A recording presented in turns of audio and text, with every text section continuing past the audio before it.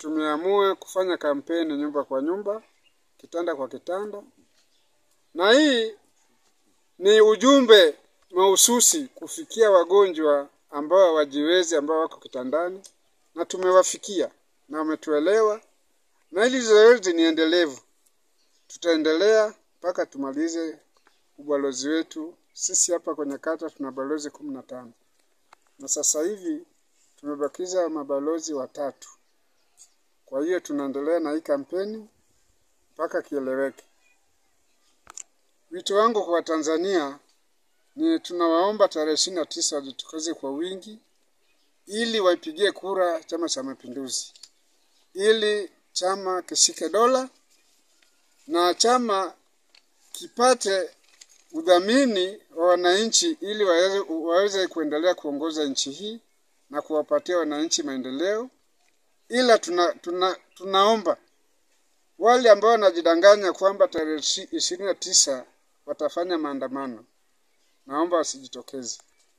Kwa kweli tuko tayari na tuko imara na tubabaishwe na mtu yote.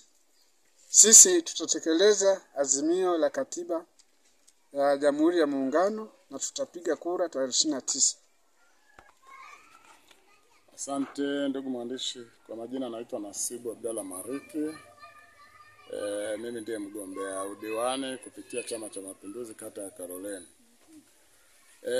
Utaratibu huu wa kupita nyumba hadi nyumba ni utaratibu wa chama chetu kila tunapotokea uchaguzi.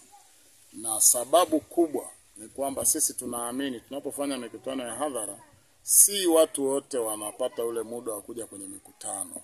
Kwa sababu kuna wengine wana shughuli zao ambazo haziwapi nafasi ya kuja kwenye mkutano, kuna wengine ni wagonjwa. Kwa hiyo sisi tunaona ni wajibu pia kuwafikia kule walipo, kwenda kuomba kura nyumba kwa nyumba. Kwa hiyo ni utaratibu mzuri na tumegundua kwamba watu wengi kwa kweli wanatuelewa na tunawakuta huko ambao wengine hawajui zile ratiba za mikutano yetu. Kwa hiyo ni utaratibu mzuri.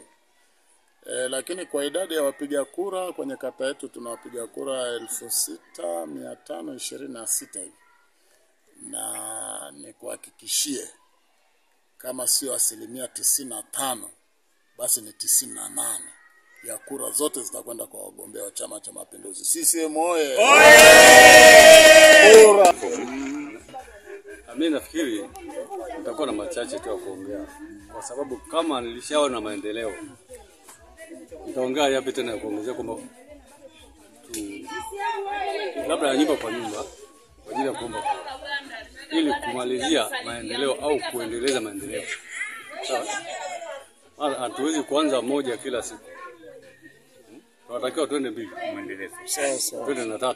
Tunakushukuru Twende 4. Sawa. Sawa. Kwa atakayeona kwamba atakayekuwa na sintofahamu yeye labda akaangaliwe vizuri. Mimi utaratibu huu uko vizuri, na kwanza ni chama chetu tunakipenda, na vile vile wale viongozi wetu walikuwa ndani ya chama tunawapenda na bado tunahitajia kuwa nao.